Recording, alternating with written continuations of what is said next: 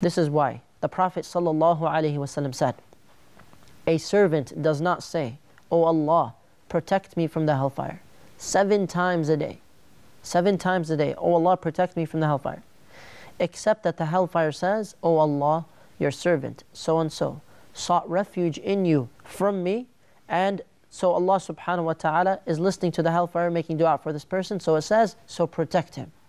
So, "O Allah, this servant sought refuge in you from me, so protect him." All because he said, "O Allah, protect me from the hellfire," 7 times a day. And a servant does not say, "O Allah, grant me paradise," 7 times a day, except that Jannah says, "O Allah, your servant so-and-so has asked for paradise, so grant this person entry into paradise." And this is an authentic hadith. Now, this is an action item that everyone should be doing. Every Muslim that hears about this action item should do this action item. It's a simple habit. All it requires is for you to say, "O Allah, I seek refuge in you from the hellfire," 7 times a day. Allahumma ajirni min al-nar. Allahumma ajirni min al-nar. Allahumma ajirni min al-nar. It's very easy. And to ask Allah subhanahu wa ta'ala for paradise 7 times a day. And perhaps you will be from amongst those on the day of resurrection.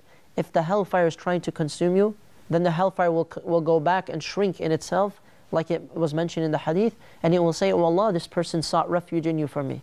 So Allah will say to the hellfire, "Release my slave," meaning don't try to consume that person. And this is a form of protection. So you make this dua, maybe in the morning, maybe in the evening.